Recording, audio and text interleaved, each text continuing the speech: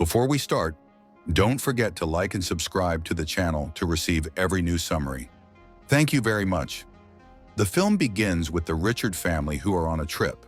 The mother, Susan, did research on the island where they will spend their vacation and discovered that the residents had been in quarantine for the past 2.5 years due to a deadly influenza epidemic. She said, "Just imagine how much these people have suffered." She added that many people had died because of the epidemic. However, despite this, she was happy because at that time, there was a big celebration on the island called Quarantine, which is a play that lasts for 8 hours. Finally, they arrived at the place where they would board the ferry, and Susan got off with her kids to buy food before they set off. They met the owner of the place and his wife, Mary. However, he seemed annoyed and didn't want to talk. When Susan asked him, "Do you have kids?" he replied quietly, "They all died." A little later, Sam and Jessie went off to explore the area. Then Richard entered and Susan told him, "Look for your kids." They went for a walk. They were indeed taking pictures of a bird that had no head. After that, they continued their conversation, and Richard told his friend Leo that they were going on a trip to the island of Sevalta. As soon as Leo heard the name of the island, he dropped his plate and it shattered, saying, "You guys shouldn't go there. The situation is very dangerous, especially during the festival." However, the family didn't heed his words and said, "We're going, so we're going." Leo explained that the island had no hotels. Richard replied, "I booked a house." The moment Leo saw the picture, he said, "Is that a house?" "Damn it, I told you, but you're free." He left but then returned, saying, "Just remember, I advised you. No one will welcome you there. The islanders don't like visitors, especially during the festival." Then they heard the sound of the ferry, meaning it had arrived. Richard stopped to pay, but Leo grabbed his hand and said, "Take your family and go away. Return from where you came before you regret it." Richard got scared and left. In the end, they boarded the ferry and it started moving with them. But they were surprised that the people on the ferry kept staring at them. A drunk man approached and kept looking at them. The strange thing about the situation is that when they first arrived on the island, they found all the people sitting and staring at them as if they were something unusual. Afterwards, they approached them, and an elderly woman with a cane came up to them and asked, "Who are you? What brought you here today?" Susan responded saying, "We came to attend the play." As soon as the woman, named Clara, heard this, her expression changed, and she became agitated, saying, "How can you say it's just a play about Billy? This is a quarantine. This is our life, not some drama." Richard tried to calm her down and said, "She didn't mean anything bad.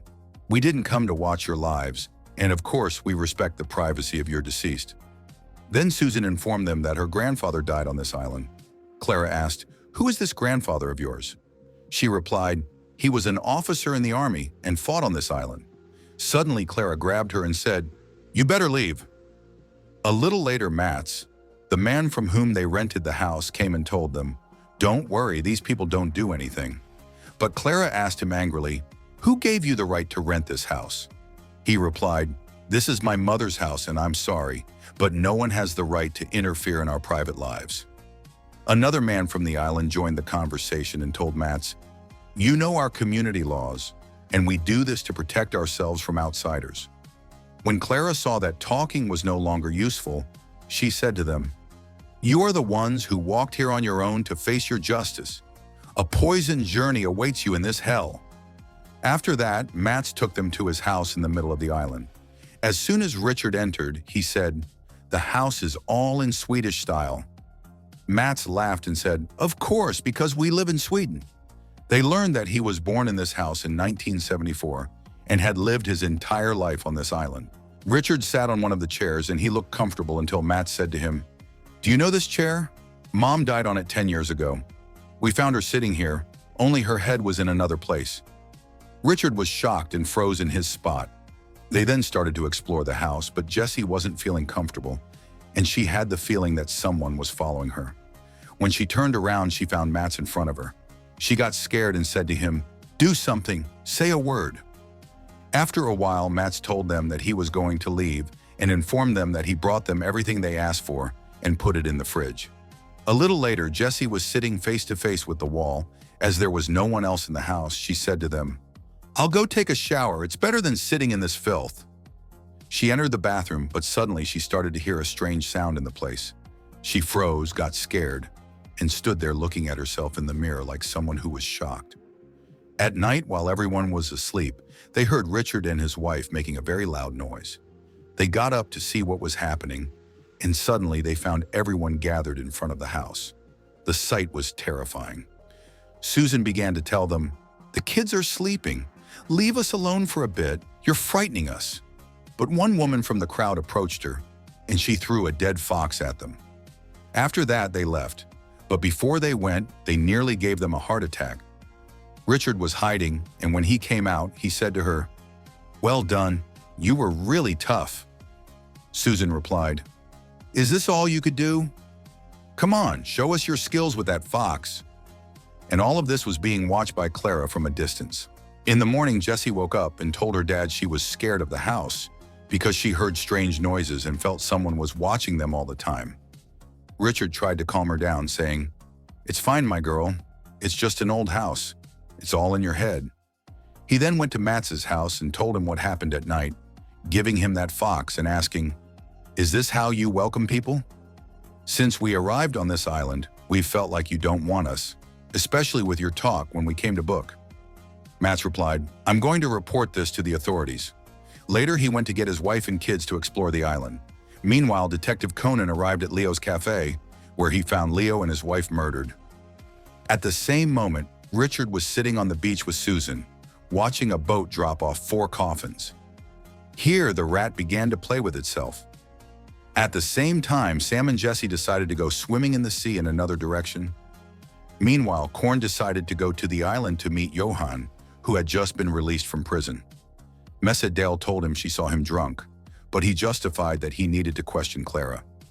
As soon as he asked her about Johan, she said, "Yeah, we know that Danish boy, but I haven't seen him. Maybe he traveled." He was about to leave, but she told him, "I wish you hadn't come back here. You have no authority over our island.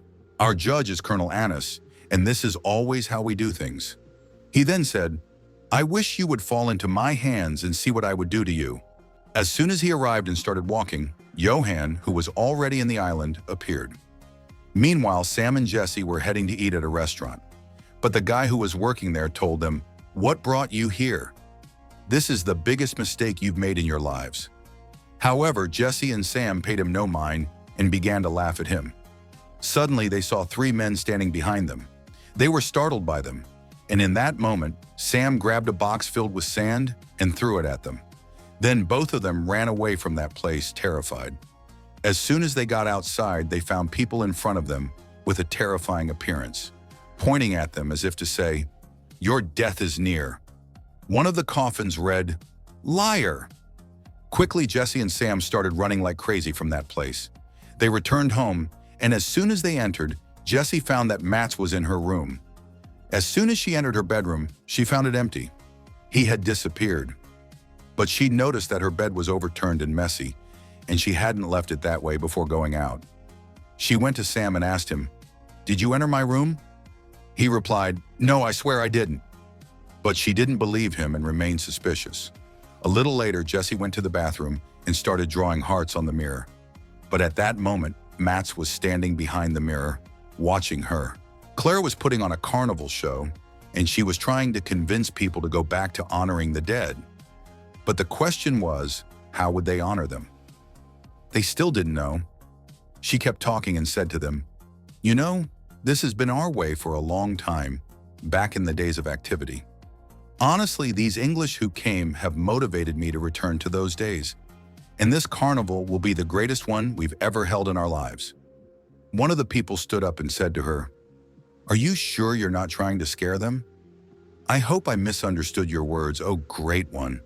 And unfortunately, there was a consensus among all the people that they didn't want to go back to those old talks. But Clara was stubborn, and she said to them, "My decision is final, and this is for everyone." She went to see Mats, who was standing around, and suddenly she found herself standing behind him. She said to him, "I know you're deep in debt, and you need to pay it off so you don't end up in prison. I've forgiven you and agreed to bring strangers to the island, and we're going to revive the glories of the carnival. She told him that she would come to his house at night to get everything back on track, and she gave him a box with a cake in it, saying, "You know what you need to do." And the day of their celebrations began. At that time, Richard and his family were at home, planning to go swimming in the sea. On the way, they ran into Mats, who told them, "I have good news for you." He informed them that he had reserved seats for them to watch the carnival, but they refused and said to him, "We're going to swim a bit, and at night we'll see the celebration."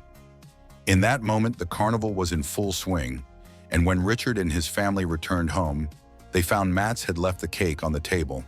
And of course, Mats was watching them from his house. In a moment, everyone fell asleep. You know the saying, have lunch with him before he has dinner with you. It's what's going to happen now, Mats thought to himself. Before we start the celebration, I'll take care of Jessie a little. But the big surprise, Richard, Susan, Sam, and Jessie, turned out to be the biggest cannibal gang. They stood in front of Mats and settled the score with him without mercy. They wore boha clothes and went down to the people in the middle of the island, and everyone they met on the road, they slaughtered.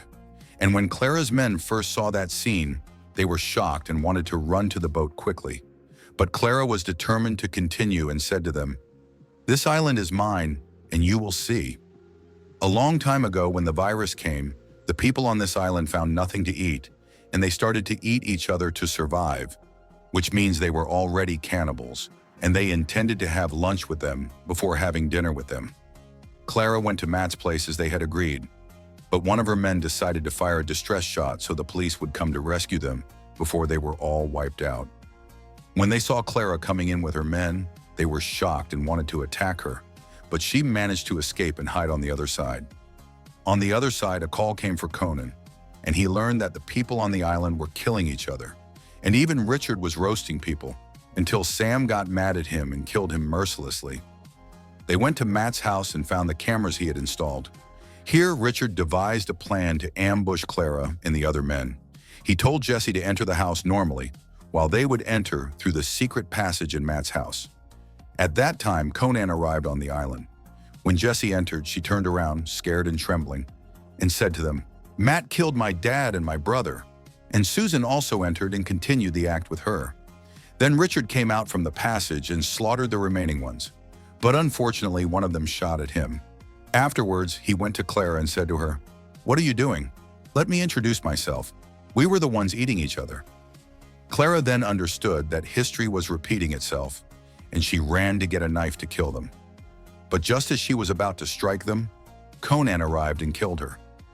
He thought he had saved Richard's family from the islanders who wanted to slaughter them, not realizing that he had killed many innocent people because of them. He took them with him in the boat to return, and here the film ends. I hope you enjoyed this summary. Don't forget to like and subscribe to the channel. Thank you for watching.